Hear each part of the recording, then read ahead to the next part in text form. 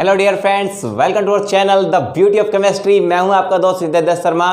Dear friends, कल हमने reaction mechanism की मास्टर क्लास 1 के अंदर इलेक्ट्रोफिलिक सब्स्टिट्यूशन रिएक्शन स्टार्ट की थी, क्योंकि हमने रिएक्शन मैकेनिज्म वाला पोर्शन उठाया हुआ है और रिएक्शन मैकेनिज्म में हम जो मेजर की पोर्शन उठाएंगे। और आपको मैंने पहले कल भी पिछली वीडियो में बताया था कि reaction mechanism is the mathematics of the organic chemistry. अगर आपको ऑर्गेनिक केमिस्ट्री समझनी है, ऑर्गेनिक केमिस्ट्री की गहराई में उतरना है, ऑर्गेनिक केमिस्ट्री की डेप्थ में जाना है, तो you must have knowledge about the reaction mechanism, that is the pure the conceptual and very important portion of the organic chemistry. तो आज ऑर्गेनिक केमिस्ट्री में रिएक्शन मैकेनिज्म का मास्टर क्लास 2 स्टार्ट करने वाले हैं हमने। और हम स्टार्ट कर रहे थे टाइप्स ऑफ ऑर्गेनिक रिएक्शन से, और टाइप ऑफ ऑर्गेनिक रिएक्शन में मैंने स्टार्ट किया था सब्स्टिट्यूशन रिएक्शन। तो I have told you about कि substitution reactions are of 3 types: electrophilic substitution reaction, nucleophilic substitution reaction and free radical substitution reaction.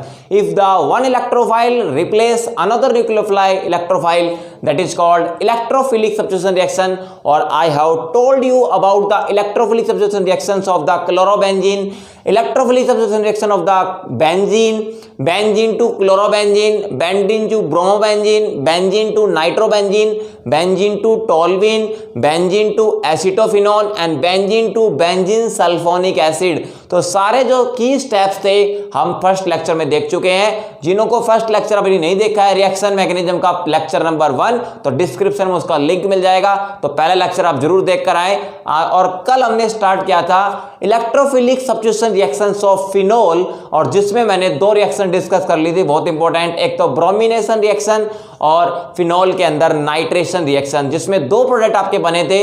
Phenol की bromination अगर आप पोलर सॉल्वेंट की प्रेजेंस में करते हैं तो आपको मिलता है 2,4,6 ट्राई ब्रोमोफिनोल, और फिनोल की आप ब्रोमिनेशन किसी नॉन पोलर सॉल्वेंट की प्रेजेंस में करते हैं लाइक कार्बन टेट्राक्लोराइड और carbon disulphide, you will get the mono substituted product, that is ortho bromophenol and para bromophenol. In the same way, if we do the nitration of the phenol in concentrated HNO3 presence, that is formed the picric acid is formed 2,4,6 trinitrophenol. Tri substitution takes place, but while when we do the nitration in presence of dilute HNO3, we get the mono substituted product, that is orthonitrophenol and paranitrophenol। अब question ये put up होता है, sir mixture में बनता है ortho और पैरानाइट्रोफिनोल, और ortho और पैरानाइट्रोफिनोल के बीच में बॉइलिंग पॉइंट का डिफरेंस होगा, and these 2 isomers ortho and para nitrophenol they can be separated by the steam distillation technique. ये पेपर में एग्जाम में क्वेश्चन आ सकता है, क्योंकि कल मैंने आपको पता होगा फिनोल का नाइट्रेशन करवाया था। फिनोल का मैंने नाइट्रेशन करवाया था। फिनोल के नाइट्रेशन में मैंने डाइल्यूट HNO3 मीडियम डाला था। तो डाइल्यूट HNO3 के प्रेजेंस में क्या होता है, मोनो सब्स्टिट्यूटेड प्रोडक्ट बना था, और फिनोल के अंदर एक बनता है ऑर्थोनाइट्रोफिनोल और दूसरा प्रोडक्ट आपका बन करके सामने आता है, वो था हमारा पैरानाइट्रोफिनोल। यही तरह कैंडिडेट, बिल्कुल डेफिनेटली फ्रेंड्स। तो ऑर्थो और पैरानाइट्रोफिनोल 2 प्रोडक्ट बनते हैं। अब आपको पता होगा कि ऑर्थोनाइट्रोफिनोल के अंदर there is a presence of intramolecular hydrogen bonding. ये कॉन्सेप्ट लगता है dear friends intramolecular hydrogen bonding का, और यहां पर लगता है इंटरमोलिकुलर हाइड्रोजन बॉन्डिंग। और फॉर योर काइंड इंफॉर्मेशन आपको मैं बता दूं डियर फ्रेंड्स, और इंट्रा और इंटरमोलिकुलर हाइड्रोजन बॉन्डिंग के अंदर इंटरमोलिकुलर हाइड्रोजन बॉन्डिंग आपकी ज्यादा स्ट्रॉन्ग होती है as compared to intramolecular hydrogen bonding. The strength of intermolecular hydrogen bonding is stronger. तो ऑर्थो और आपका जो पैरा आइसोमर है, उन दोनों में पैरा आइसोमर का जो बॉइलिंग पॉइंट होता है वो हायर होता है। पैरा का बॉइलिंग पॉइंट क्या होता है आपका, हायर होता है, और ऑर्थो आइसोमर का जो बॉइलिंग पॉइंट होता है वो लेसर होता है। तो जहां पर 2 आइसोमर्स के अंदर बॉइलिंग पॉइंट का डिफरेंस हो, तो अगर एक आइसोमर स्टीम वोलेटाइल हो तो ऑर्थो आइसोमर जो होता है इट इज स्टीम वोलेटाइल, मतलब एक पर्टिकुलर टेम्परेचर पर ये स्टीम बनकर इवेपोरेट हो सकता है because it is a volatile, steam volatile. तो एक पर्टिकुलर टेम्परेचर पे स्टीम वोलेटाइल हो जाएगा और मेल्टिंग पॉइंट और बॉइलिंग पॉइंट के मामले में बॉइलिंग पॉइंट कम है। तो ऑर्थो और पैरा आइसोमर्स को डिफरेंशिएट करने का, सेपरेट करने का टेक्निक है, उस टेक्निक का नाम है steam distillation technique. And this is the very important question for the PGT chemistry preparation exam and well as for PGT screening. तो आपसे पूछ सकते हैं कि which method is applied to differentiate या to separate the ortho and para nitrophenol. तो this method is called steam distillation technique या steam distillation method भी आप बोल सकते हैं इसको। तो ये दिस इज वेरी इंपॉर्टेंट। तो कल हमने यहां तक डिस्कस कर लिया था ब्रोमिनेशन, नाइट्रेशन। अब हम आगे रिएक्शन फर्दर प्रोसीड करते हैं। यस, तो चलिए स्टार्ट करते हैं इसका अनदर एक्सपेक्ट। ठीक है डियर फ्रेंड्स, यहां पर लिखा हुआ है if you wish to prepare for any PGT chemistry preparation exam you can contact on this number, you can WhatsApp on this number. तो आप किसी पीजीटी केमिस्ट्री प्रिपरेशन कोर्स की तैयारी कर रहे हैं तो आप कोई भी कोर्स हमारा परचेज कर सकते हैं, अवेल कर सकते हैं। आप हर कोर्स की तैयारी कर सकते हैं यहाँ पर, चाहे वो केवीएस हो, चाहे एनवीएस हो, आने वाले एग्जाम है DSSS हो। तो मैंने इस साल कौन कौन से पीजीटी केमिस्ट्री का एग्जाम होने वाले हैं उसकी एक सेपरेट वीडियो बना दी है, तो वो भी आप डिस्क्रिप्शन में लिंक मिल जाएगा। The upcoming PGT chemistry exams. तो यहाँ पे आप डेफिनेटली आप कोई भी कोर्स परचेज कर सकते हैं, तो आप कॉन्टैक्ट करने से। ठीक है यस, अगली बात सुनिए, फिनॉल की नाइट्रेशन के बाद अगला कॉन्सेप्ट आता है। अगर आप फिनॉल के साथ रिएक्शन करते हैं, ध्यान से सुनिएगा, यहाँ पर फिनॉल ले लिया मैंने और फिनॉल के अंदर आप अगली रिएक्शन देखिए, CH3Cl in presence of anhydrous AlCl3। This is called Friedel-Crafts alkylation. क्या बोलते हैं डियर फ्रेंड्स इसको? Friedel-Crafts alkylation. और फ्रीडल-क्राफ्ट अल्काइलेशन में जो प्रोडक्ट बनता है आपको पता होगा, this is ortho para directing. तो एक तो बनेगा मिथाइल, ऑर्थो पे जाके लग जाएगा, और एक आपका मिथाइल जो है वो पैरा पे जाके लग जाएगा। लेकिन इस मिथाइल फिनोल को ध्यान रखना, आईयूपीएससी नेम के साथ साथ कॉमन नेम में क्रिसोल कहते हैं, इसलिए इस प्रोडक्ट का नाम है ऑर्थो क्रिसोल और इस प्रोडक्ट का नाम है पैरा क्रिसोल। ये पेपर में आने लायक बहुत ही इंपॉर्टेंट क्वेश्चन है कि फिनोल से ऑर्थो क्रिसोल और पैरा क्रिसोल बनाते हैं। तो यहां पर आप कर दीजिए Friedel Craft alkylation. That is a very beautiful fundamental.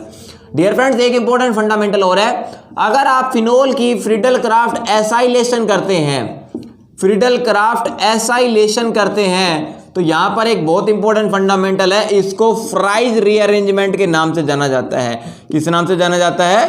Fries rearrangement. तो आपको याद रखना है the Friedel Craft acylation of the phenol that is called fries rearrangement, क्योंकि यहां पर जो आंसर फाइनल प्रोडक्ट जो बनकर के आता है वो तो मैं लिख देता हूं।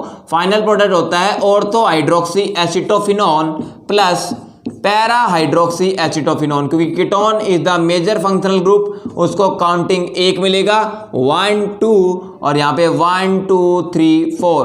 तो इस कंपाउंड का जो नाम है वो है ऑर्थो हाइड्रोक्सी एसिटोफिनोन और ये क्या है? Para hydroxy acetophenone. यस, तो these are the two major product of the Friedel Craft acylation. This is specially called as Fries rearrangement बोलते हैं इसको। तो ये बहुत ही इंपॉर्टेंट आपका तैयारी रहने वाली है, तो इसको आप याद रखेंगे। इसमें जो पहले मेन प्रोडक्ट बनता है वो एज ए एस्टर बनता है और एस्टर के अंदर फर्दर रिएक्शन होती है एसाइलेशन की, तब जाकर आपका प्रोडक्ट बनता है यहाँ पर ऑर्थो हाइड्रोक्सी एसिटोफिनोन और पैरा हाइड्रोक्सी एसिटोफिनोन। तो आप इंटरमीडिएट पूछ सकते हैं, फ्राइज रीअरेंजमेंट में जो इंटरमीडिएट होता है वो आपका एस्टर होता है। ठीक है, याद रखेंगे आप इसको। चलिए आगे बढ़ते हैं डियर फ्रेंड्स, अगला कॉन्सेप्ट देखिए। ये तो थी दो फ्रीडल-क्राफ्ट अल्काइलेशन, फ्रीडल-क्राफ्ट एसाइलेशन। कल हमने ब्रोमिनेशन पहले से पढ़ लिया था, ब्रोमिनेशन हमारा हो गया था। और ये सारी इलेक्ट्रोफिलिक सब्स्टिट्यूशन रिएक्शन चल रही है। कौन सी रिएक्शन चल रही है? Electrophilic substitution reaction. These are the very very interesting aspect. ठीक है, फिनॉल के अंदर अगली रिएक्शन देते हैं हम।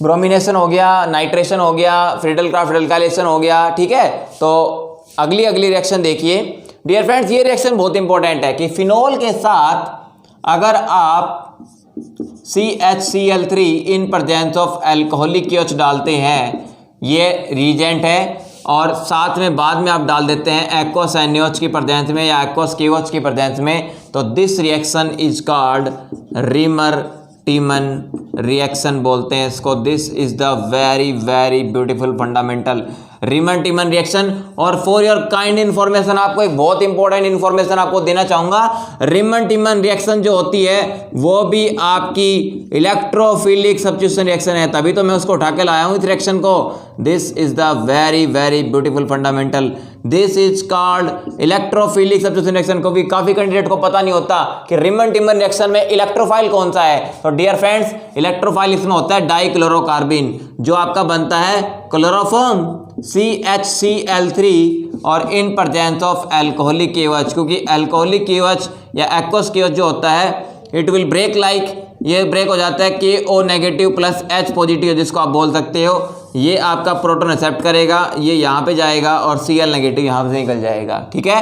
तो यहाँ पर जो आपका रिएक्शन इंटरमीडिएट बनता है दिस इज कॉल्ड डाइक्लोरोकार्बिन, ये आपका रिएक्शन इंटरमीडिएट होता है। और इस रिएक्शन इंटरमीडिएट का नाम क्या है? डाइक्लोरोकार्बिन। ये पेपर में क्वेश्चन आ सकता है कि which is the reaction intermediate in the Reimer Tiemann reaction, and that is called dichlorocarbene. This and dichlorocarbene this is called act as electrophile. क्या होता है? ये एक इलेक्ट्रोफाइल होता है, क्योंकि यहां पर ऑक्टेट कंप्लीट नहीं है कार्बन का। देखो 2, 4 और 6 इलेक्ट्रॉन इसके पास है, तो इस कार्बन के पास जो है ऑक्टेट नहीं है, सेक्सटेट ऑफ इलेक्ट्रॉन है। क्या है? Sextet of electron. So it has tendency to acquire, it has tendency to accept 1 electron pair. इसको अभी भी 1 इलेक्ट्रॉन पेयर एक्सेप्ट करने की टेंडेंसी है, तो that's why it is called electrophile. तो यहां पर क्या होगा? यहां पर जो फाइनल प्रोडक्ट बन करके सामने आता है वो आपका होता है सैलिसल्डिहाइड, क्योंकि ऑर्थो पोजीशन पर आपका एल्डिहाइड ग्रुप आता है। दिस इज कॉल्ड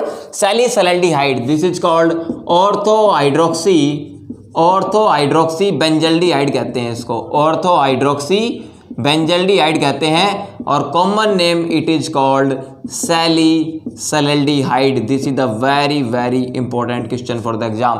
तो फिनोल से सैलिसल्डिहाइड का बनना this is called Reimer Tiemann reaction, this is electrophilic substitution reaction and takes place by the very beautiful intermediate that is called carbene intermediate dichlorocarbene. This is the very very important question for the exam, इसको हम discuss करेंगे। और dear friends, ये भी ध्यान रखना रीमन Tiemann reaction में ortho product बनता है, लेकिन अगर किसी तरीके से ऑर्थो प्रोडक्ट आपका ऑर्थो पोजीशन अगर ब्लॉक कर दी जाए, जैसे फॉर एग्जांपल यहां पर आपका OH है और यहां पर ऑर्थो पोजीशन पर पहले से मैंने क्या लगा दिया? मिथॉक्सी ग्रुप लगा दिया। क्या लगा दिया?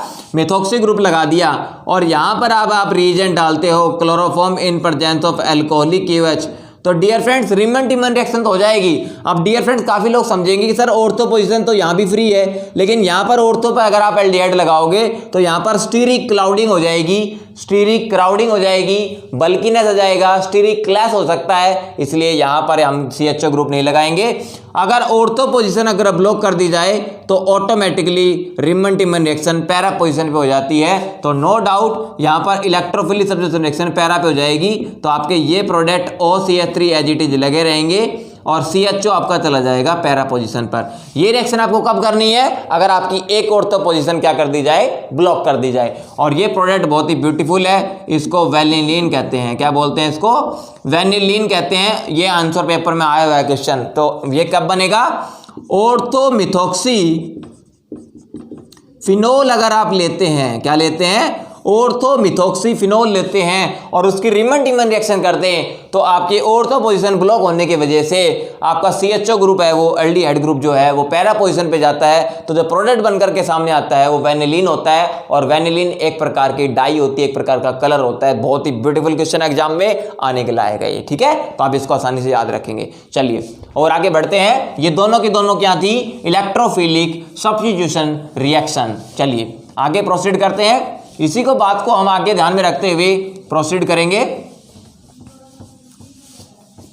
अगर फिनोल की रिएक्शन, ध्यान से सुनते जाइए, बहुत ही इंपॉर्टेंट एक्सपर्ट आज डिस्कस कर रहा हूं।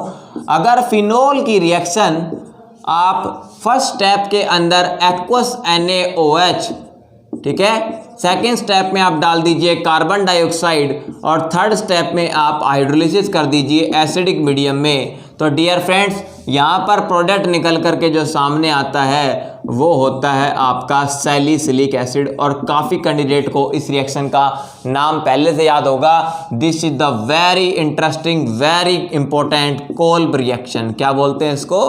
कोल्ब रिएक्शन बोलते हैं। और बेंजीन फिनोल से क्या बनता है? यहाँ पर सैलिसिलिक एसिड बन करके सामने आता है। क्या बन के सामने आता है? सैलिसिलिक एसिड बन करके सामने आता है। और पेपर में एग्जाम में आने लायक बहुत ही ब्यूटीफुल क्वेश्चन है, बहुत ही इंपॉर्टेंट क्वेश्चन है और मोस्ट प्रोबेबल चांसेस है इसके एग्जाम में आने के। तो फिनोल टू सैलिसिलिक एसिड, और इसको पहचानने की ट्रिक क्या है मैं आपको बता देता हूं। ट्रिक ये है कि इस कंपाउंड के अंदर फिनोल के साथ क्या लगा हुआ है? यहां पर कार्बोक्सिलिक एसिड लगा है। तो कार्बोक्सिलिक एसिड में COO, देखो ये ग्रुप तो कहां से आया होगा? साफ पता चल रहा है CO2 से आया होगा। और यहां पर H पॉजिटिव कहां से आया होगा? वो आपने हाइड्रोलिसिस की एसिडिक मीडियम में वहां से आ गया होगा। तो ये आसानी से याद हो जाता है। लेकिन ध्यान रखना, this is also the electrophilic substitution reaction. मैं यही तो बात बोल रहा हूं, मैं आपको ज्ञान देने यही आया हूं, नॉलेज की। आपको नेम रिएक्शन तो याद करनी है, साथ में ये भी देखना है कि जो पर्टिकुलर नेम रिएक्शन हम पढ़ रहे हैं वो है कौन सी टाइप की। This is completely and completely electrophilic substitution reaction. अब आप कहोगे सर जी यहाँ पर इलेक्ट्रोफाइल कौन है? तो डियर फ्रेंड्स जान लीजिए नॉलेज।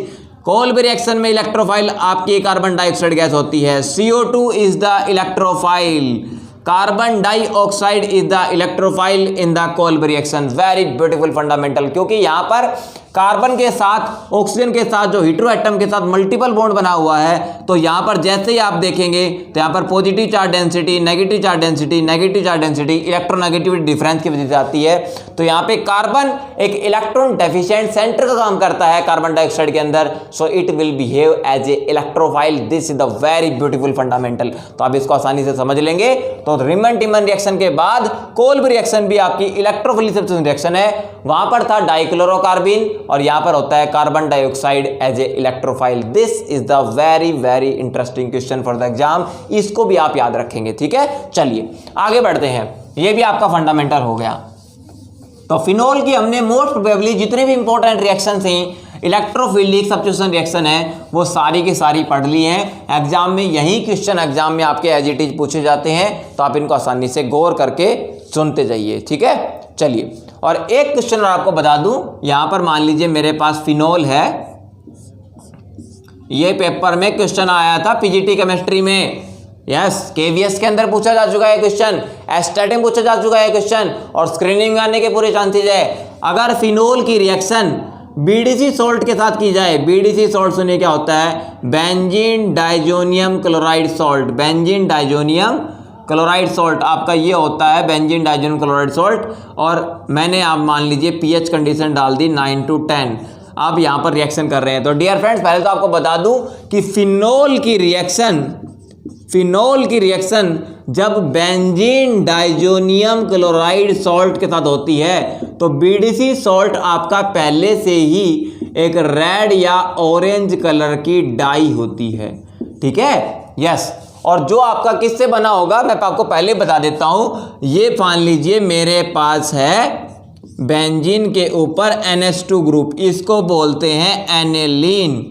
और एनिलीन की अगर डाई एजोटाइजेशन कर दी जाए उसको बोलते हैं HNO2 के प्रेजेंस में नाइट्रस एसिड के साथ रिएक्शन करते हैं। और nitrous acid in Situ prepare होता है by the reaction between sodium nitrite and dilute HCl।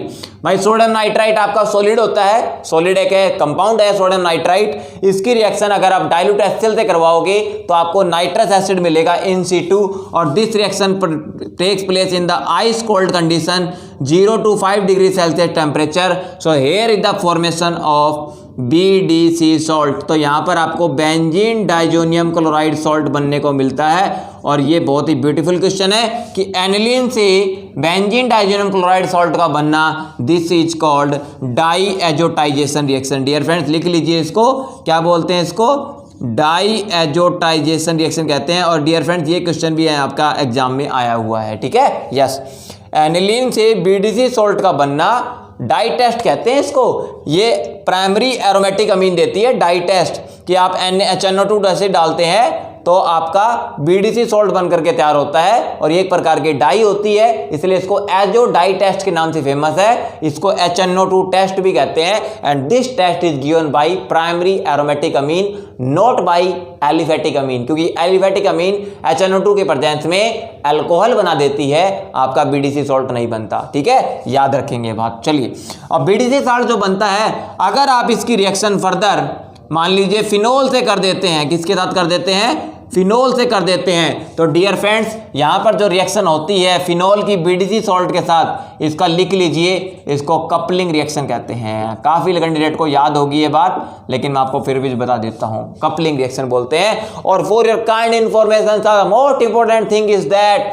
कि फिनोल की जब बीडीसी सॉल्ट से रिएक्शन होती है, कपलिंग रिएक्शन भी आपकी डियर फ्रेंड्स लिख लीजिए, इलेक्ट्रोफिलिक सब्स्टिट्यूशन रिएक्शन होती है। दिखा रहा हूं, ये बात भी छोटी छोटी है जो एग्जामिनर को नहीं पता होती और हमें एज ए टीचर भी नहीं पता होती, तो मेरा यहाँ पर मोरल ड्यूटी बनती है, रेस्पॉन्सिबिलिटी बनती है कि आपको मैं ये इन्फॉर्मेशन जरूर दे के जाऊं कि the coupling reaction it is strictly and strictly electrophilic substitution reaction. ठीक है, याद रखेंगे इसको। तो अब क्या होता है इसमें, यहां पर जो फिनोल होता है, फिनोल के पैरा पोजीशन पर, पैरा पोजीशन मतलब यहां पर आपका बीडीसी ग्रुप अटैच हो जाता है और यहां पर ये कंपाउंड बन करके तैयार होता है, इसको बोलते हैं पैरा हाइड्रोक्सी एजोबेंजीन बन करके निकलता है, पैरा हाइड्रोक्सी एजोबेंजीन। और पता कैसे चलेगा कपलिंग रिएक्शन हो चुकी है? क्योंकि ये रेड ऑरेंज कलर की जो डाई होती है ये बाद में येलो डाई में कन्वर्ट हो जाती है। कैसी डाई में कन्वर्ट हो जाती है? येलो डाई में कन्वर्ट हो जाती है। तो अगर डाई का कलर चेंज हो चुका है तो समझ लीजिए कि the coupling reaction has been taken place, coupling reaction हो चुकी है। Because the phenol on treating with the BDC salt, the red orange colour dye that convert to the yellow dyes and there is a formation of para hydroxy azobenzene, that is another dye formed. This is called coupling reaction and this is a beautiful electrophilic substitution reaction, क्योंकि यहां पर ये electrophile की तरह behave करता है और यहां पर आप इसकी पैरा पोजीशन पे इसका इलेक्ट्रोफिलिक रिएक्शन कर देते हैं। ठीक है, आप इसको याद रखेंगे। तो this is a very important aspect for the exam point of view. तो अगर आप यहां पर बीडीसी बनाकर फिनोल के साथ रिएक्शन करवाओगे तो आपका ये आंसर कर निकल करके सामने आ जाएगा। ठीक है, और आपकी कपलिंग रिएक्शन ध्यान रखना एनिलीन के साथ भी होती है। किसके साथ होती है? एनिलीन के साथ, क्योंकि अगर मैं यहां पर फिनोल की जगह एनिलीन ले लेता हूं, क्या ले लेता हूं? एनिलीन ले लेता हूं, एनिलीन, तो यही बीडीसी सॉल्ट के साथ रिएक्शन करोगे तो बस OH ग्रुप हट जाएगा और यहां पर आ जाएगा NH2 ग्रुप। अब ये हो जाएगा पैरा अमीनो एजोबेंजीन। पहला पैरा हाइड्रोक्सी था, अब हो जाएगा पैरा अमीनो एजोबेंजीन। आंसर वही आएगा, coupling reaction and electrophilic substitution reaction. This is a very beautiful fundamental, याद रखेंगे बात। फिनोल और एनिलीन कपलिंग रिएक्शन शो करते हैं बीडीसी सॉल्ट के साथ इलेक्ट्रोफिलिक सब्स्टिट्यूशन रिएक्शन। ठीक है, यस। चलिए आगे बढ़ जाए। यस, बिल्कुल आगे बढ़ेंगे। अब अगला फंडामेंटल सुनिए।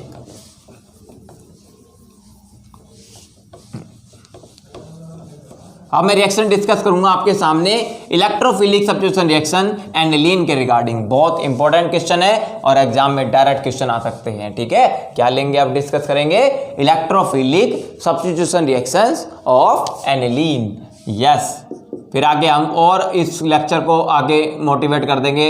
Electrophilic substitution reaction of aniline, aniline की इलेक्ट्रोफिलिक सब्स्टिट्यूशन रिएक्शन पढ़ते हैं। यहां से भी डायरेक्ट क्वेश्चन एग्जाम में आते हैं और यहाँ पे हमें तीन ही नेम रिएक्शन पे ज़्यादा फोकस करना है, तीन ही मेन रिएक्शन पे फोकस करना है। मान लीजिए आपके सामने यहाँ पर एनिलीन है और ये क्वेश्चन पीजीटी केमिस्ट्री एग्जाम में काफ़ी बार पूछे गए हैं डियर फ्रेंड्स। तो आपको मैं बना देता हूँ पाथवे। सबसे पहले देखिए, आप फिनोल की रिएक्शन करेंगे ब्रोमीन वाटर के साथ। किसके साथ? ब्रोमीन वाटर के साथ। तो वही रिएक्शन होगी जो आपकी फिनोल पे हुई थी। Phenol on treating with the bromine water, phenol is the highly activating group. तो डियर फ्रेंड्स, आपकी नॉलेज के लिए बता दूं, NH2 ग्रुप फिनोल से ज्यादा एक्टिवेटिंग होता है, क्योंकि यहां पर नाइट्रोजन की इलेक्ट्रोनेगेटिविटी और कम हो गई है। तो यहां पर लोन पेयर आपका और रेजोनेंस के अंदर इन्वॉल्व होगा। ये जैसे यहां पर आएगा और यहां पर ऑर्थो पोजीशन पर नेगेटिव चार्ज डेंसिटी जनरेट हो जाएगी। तो फिनोल से ज्यादा एक्टिवेटिंग ग्रुप होता है एनिलीन, बिकॉज NH2 ग्रुप के अंदर नाइट्रोजन के ऊपर लोन पेयर और ज्यादा रेजोनेंस के अंदर इन्वॉल्व होते हैं। तो यहां पर it create high negative charge density on the ortho and para position by the resonance effect plus are effect. So that's why it create high negative charge density on ortho and para position. So to compensate this high negative charge density, the bromo electrophile, that is bromine electrophile, it get attached at the 3 positions, 2 ortho position and 1 para position. So in this case also the tri substitution take place, and here is the formation of 2, 4, 6 tribromoaniline. 2, 4, 6 ट्राइब्रोमोएनिलीन। यहां पर ये product आपका बन करके सामने आएगा, यहां पर आप इसको याद कर सकते हैं। ठीक है, this is the very important aspect. तो फिनोल के साथ ब्रोमीन वाटर डालते हैं तो 2,4,6 ट्राइब्रोमोएनिलीन आपको मिलता है, और ये एग्जाम में डायरेक्ट स्ट्रेट फॉरवर्ड क्वेश्चन आते हैं, और इसको ब्रोमीन वाटर टेस्ट भी कहते हैं।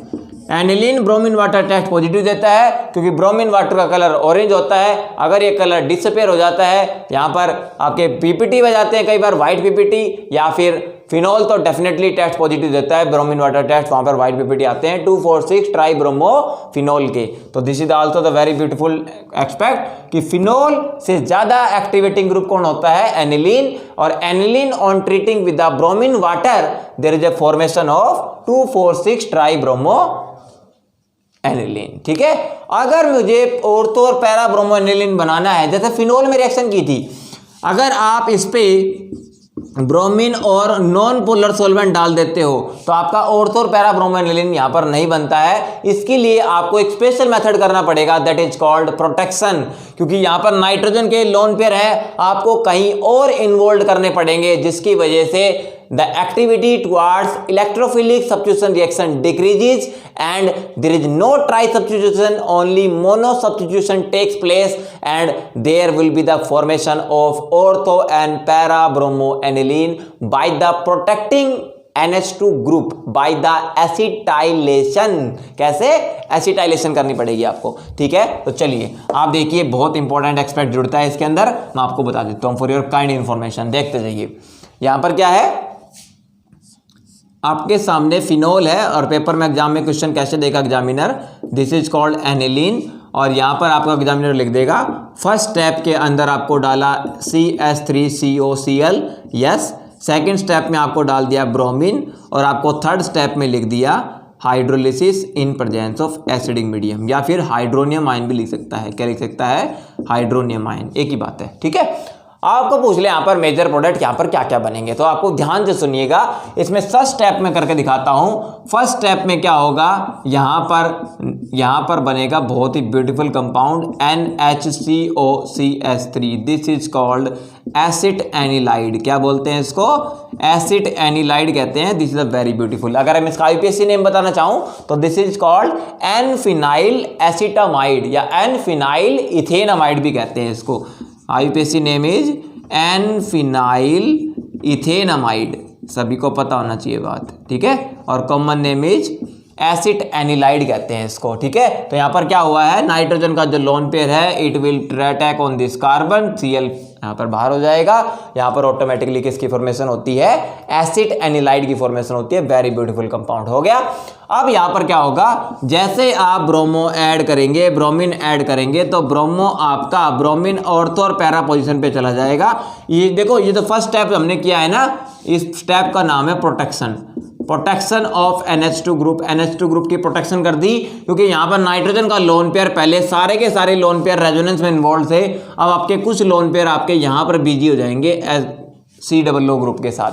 ठीक है, तो यहाँ पर बेंजीन की जो NH2 ग्रुप की एक्टिविटी थी इलेक्ट्रोफिलिक सब्स्टिट्यूशन रिएक्शन के प्रति, वो थोड़ी कम हो चुकी है। This is called protection. ठीक है, अब ये एक बार में मोनो सब्स्टिट्यूशन करेगा, ट्राई सब्स्टिट्यूशन बिल्कुल भी नहीं करेगा। तो यहाँ पर ब्रोमीन डालोगे तो यहाँ पर क्या हो जाएगा, NHCOCH3, एक बार आपका ब्रोमो ऑर्थो पे लगेगा, प्लस आपका दूसरा प्रोडक्ट क्या बनकर के सामने आएगा, NHCOCH3, एक बार आपका पैरा पे लगेगा। तो ये बन गया ortho bromo acid anilide, and this is called para bromo acid anilide. और लास्ट स्टेप क्या है आपका, हाइड्रोलिसिस एसिडिक मीडियम। तो जैसे आप हाइड्रोलिसिस करेंगे एसिडिक मीडियम में, तो दोनों प्रोडक्ट क्या हो जाएंगे, जो प्रोटेक्शन हुई थी वो फर्स्ट से ग्रुप हट जाएंगे, उनको बोलते हैं डी प्रोटेक्शन, ठीक है। और डी प्रोटेक्शन जैसे करोगे आप तो एसिटानिलाइड से एन ग्रुप हट जाएगा, ये बन जाएगा ऑर्थो ब्रोमो एनिलीन, और उधर से क्या निकल करके सामने आएगा आपका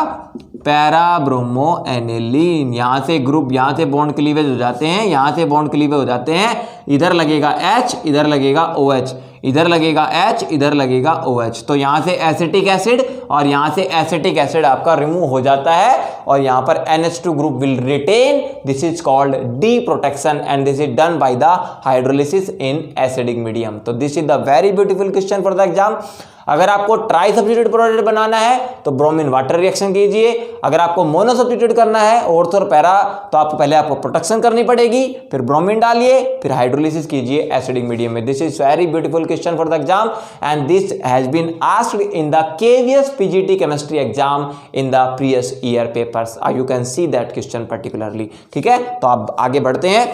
इसके बाद एक इंपॉर्टेंट एक्सपेक्ट और आता है फिनोल के साथ, एनिलीन के साथ। आप ध्यान से सुनिएगा। अगर आप एनिलीन की रिएक्शन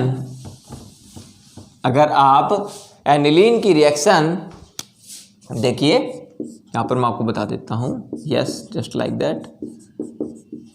देखो एनिलीन की रिएक्शन अगर आप नाइट्रेशन करते हैं just like that, concentrated HNO3 and, तो यहां पर आपका बहुत इंपॉर्टेंट फंडामेंटल है नाइट्रिक एसिड की प्रेजेंस में। यहां पर ब्यूटीफुल फंडामेंटल ये आता है कि यहां पर ऑर्थो और पैरा प्रोडक्ट तो बनते ही बनते हैं। अरे यहां पर HNO3 दोनों ले लो, चाहे नाइट्रेटिंग मिक्सचर ले लो, HNO3 H2SO4 कोई फर्क नहीं पड़ता। यहां पर एनिलीन के अंदर ये आपका मोस्ट इंपॉर्टेंट क्वेश्चन है सदी का, यस इंपॉर्टेंट क्वेश्चन। तो यहां पर एनिलीन की जब नाइट्रेशन करते हैं तो यहां पर आप एक्सपेक्ट कर रहे हैं सर ऑर्थो और पैरा प्रोडक्ट तो बनेगा ही बनेगा, क्योंकि आपका NH2 ग्रुप क्या होता है, ऑर्थो पैरा डायरेक्टिंग होता है। लेकिन यहां पर अच्छे खासे अमाउंट में मेटा प्रोडक्ट भी बनता है। मतलब आप ऑर्थो एक्सपेक्ट कर रहे हो, नो डाउट आप सही एक्सपेक्ट कर रहे हो, ऑर्थो नाइट्रो एनिलीन तो बनेगा बनेगा, प्लस पैरा भी बनेगा क्योंकि पैरा तो मेजर होता है, ये भी बनेगा, आपका पैरा नाइट्रो एनिलीन भी बनेगा। लेकिन मेरे दोस्त यहाँ पर मेटा नाइट्रो एनिलीन का क्या काम था, क्योंकि NH2 ग्रुप तो मेटा डायरेक्टिंग होता ही नहीं है और मेटा भी अच्छे खासे अमाउंट में बन रहा है। मेटा बनता है 47%, ऑर्थो बनता है केवल 2%। यस, तो कितना हो गया, 47 और 2 49, ये बनता है आपका 51%, पैरा बनता है 51%। और NCERT का डाटा, ये मैं नहीं कह रहा हूं, तो आपको डाटा याद रखना है कि एनिलीन की जब नाइट्रेशन करते हैं तो ऑर्थो पेटा पैरा का क्या रेशियो होता है। ऑर्थो आपका बनता है केवल 2%, पैरा बनता आपका 51% और मेटा बनता आपका 47%। This is the very beautiful fundamental, आप इसको याद करके जाएंगे। अब इस इंपॉर्टेंट क्वेश्चन ये पुट अप होता है सर एनिलीन की नाइट्रेशन में NH2 group is the ortho para directing group, so why there is a formation of meta product. This is the very beautiful fundamental. तो इसका रीजन क्या है, ध्यान से सुनिए। इसका रीजन ये है कि एनिलीन की जब आप नाइट्रेशन कर रहे हैं तो एनिलीन के नाइट्रेशन में जो आपने मीडियम इस्तेमाल किया है ये प्योरली एसिडिक मीडियम है, क्योंकि यहां पर आपका H2SO4 स्ट्रांगली एसिडिक कंडीशन में है। अगर आप अकेला HNO3 भी लेंगे तो एज ए एसिड काम करेगा, अकेला H2SO4 भी लेंगे एज एन एसिड काम करेगा। तो यहां पर एनिलीन की जब आपने नाइट्रेशन की है HNO3 की प्रेजेंस में, तो वो क्या होता है, आपको H पॉजिटिव आयन दे देता है। एसिडिक मीडियम में क्या रिलीज होते हैं, H पॉजिटिव आयन। तो एनिलीन के अंदर कुछ लोन पेयर जो होते हैं वो H पॉजिटिव आयन को एक्सेप्ट कर सकता है, because aniline is being basic in nature. काफी लोगों को पता है बात, एनिलीन में नाइट्रोजन का लोन पेयर फ्री भी तो हो सकता है। तो aniline being basic in nature, it will accept the H positive ion from the acids and there is a formation of anilinium ion. यहां पर क्या बन जाता है, एनिलीनियम आयन बन जाता है। नाइट्रोजन का लोन पेयर से H पॉजिटिव एक्सेप्ट हो गया, तो यहां पर जो स्पीसीज बन करके आई है this is called anilinium ion. और for your kind information I must tell you, anilinium ion is the meta directing group. ये कैसा ग्रुप है डियर फ्रेंड्स, मेटा डायरेक्टिंग। तो ये ऑर्थो पैरा डायरेक्टिंग से अपना बिहेवियर चेंज कर लेता है, मेटा डायरेक्टिंग हो गया। क्योंकि यहां पर पहले ये क्या था, प्लस आर इफेक्ट शो कर रहा था, अब ये शो करेगा माइनस आर इफेक्ट, और दो it has become the meta directing group. So the nitration takes place at the meta position with respect to anilinium ion. जैसे अगर मान लो एक बीकर में 100 मॉलिक्यूल्स है एनिलीन के, तो 100 मॉलिक्यूल्स में से अगर 47 मॉलिक्यूल्स ने H पॉजिटिव एक्सेप्ट कर लिया, एनिलीनियम आयन बना लिया, तो मेटा नाइट्रो एनिलीन के 47 प्रोडक्ट बनेंगे, आपके पैरा प्रोडक्ट ज़्यादा से ज़्यादा बनेंगे और ऑर्थो प्रोडक्ट सबसे कम बनेंगे। This is the major cause of the nitration of the aniline. This is the very beautiful.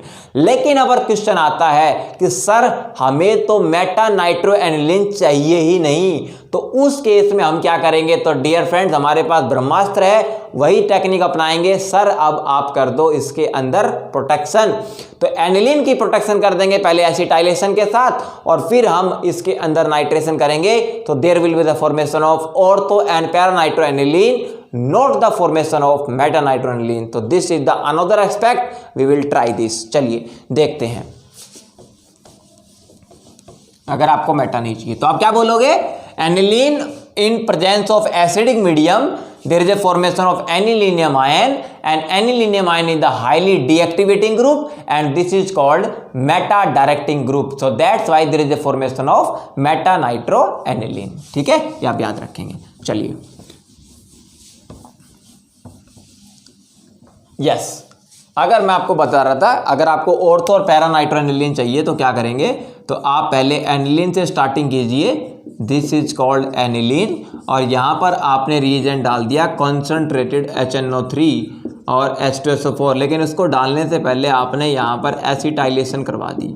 First step में एसिटाइलेशन करवा दी, सेकंड स्टेप में आप नाइट्रेशन कर रहे हो, और थर्ड स्टेप में आप कर रहे हो hydrolysis in presence of acidic medium. ठीक है, तो देखो स्टेप बाय स्टेप चलते हैं। फर्स्ट स्टेप में आपका क्या बन करके सामने आएगा? फर्स्ट स्टेप में आपका बन करके सामने आएगा एसिड एनिलाइड, पढ़ाया था, प्रोटेक्शन हो जाएगी यहाँ पर, और एसिड एनिलाइड के अंदर आपने क्या कर दिया? अब फर्दर नाइट्रेशन कर दी, कॉन्सेंट्रेटेड HNO3 और कॉन्सेंट्रेटेड H2SO4 यहाँ पर भी डाल देंगे आप। तो यहाँ पर क्या बनेगा? ऑर्थो नाइट्रो एसिड एनिलाइड, एक आएगा ऑर्थो पे नाइट्रो, प्लस एक आपका बनेगा पैरा नाइट्रो एसिड एनिलाइड, ये बन गए दोनों।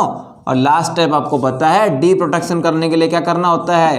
Hydrolysis in acidic medium, hydrolysis in acidic medium. तो यहाँ पर आपका प्रोडक्ट बन करके सामने आएगा केवल ऑर्थो नाइट्रो एनिलीन, और प्लस वहाँ से क्या बन करके सामने आएगा? Para nitro aniline. बोलो आया कि नहीं आया मजा?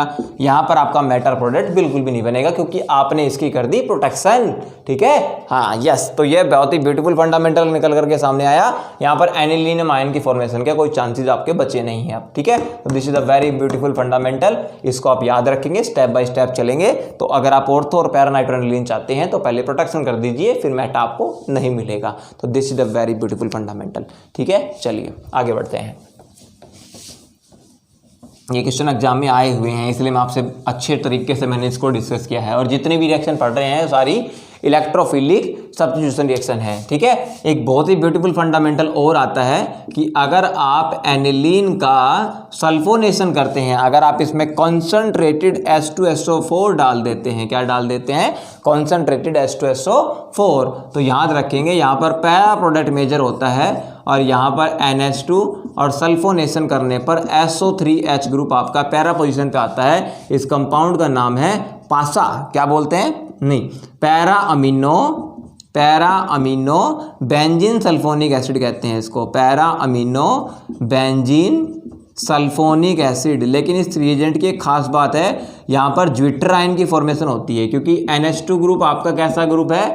बेसिक ग्रुप है। सल्फोनिक एसिड कैसा ग्रुप है आपका? एसिडिक ग्रुप है। यहाँ से प्रोटॉन निकल करके यहाँ पर अटैच हो जाएगा, तो यहाँ पर ही क्या बन जाता है? As a zwitter ion exist करता है। NH2 ग्रुप तो बन जाएगा NH3 पॉजिटिव, और SO3H बन जाएगा SO3 नेगेटिव। तो ये डाईपोलर आयन को क्या बोलते हैं? एज ए ज्विटर आयन कहते हैं। तो पेपर में याद रखना क्वेश्चन कि एनिलीन की जब सल्फोनेशन करते हैं तो यहाँ पर क्या बनता है?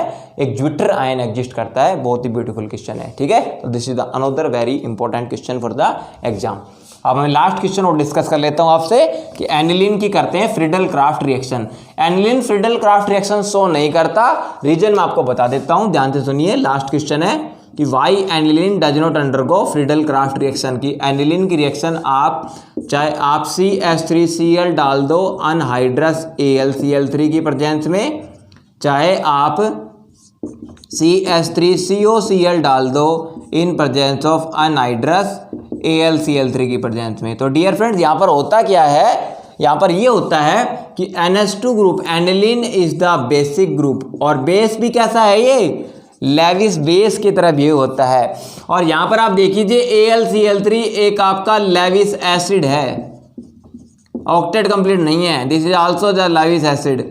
और लेविस एसिड को चाहिए इलेक्ट्रॉन की भूख है इसको, और इसकी भूख को शांत कर देगा एनिलीन। तो यहाँ पर इलेक्ट्रोफाइल जनरेट होने से पहले ही, मतलब इलेक्ट्रोफिलिक सब्स्टिट्यूशन रिएक्शन में पहला स्टेप क्या होता है, जनरेशन ऑफ इलेक्ट्रोफाइल। तो यहाँ पर इलेक्ट्रोफाइल जनरेट क्या होना चाहिए, मिथाइल पॉजिटिव, और यहाँ पर क्या जनरेट होना चाहिए, एसिटाइल या एसाइल कैटायन, ये जनरेट होना चाहिए। लेकिन इसको जनरेट होने से पहले ही यहाँ पर एनिलीन लेविस बेस का लेविस एसिड के साथ इंटरेक्शन हो जाता है, और यहाँ पर जो एक डीएक्टिवेटिंग ग्रुप बन जाता है, हाईली डीएक्टिवेटिंग।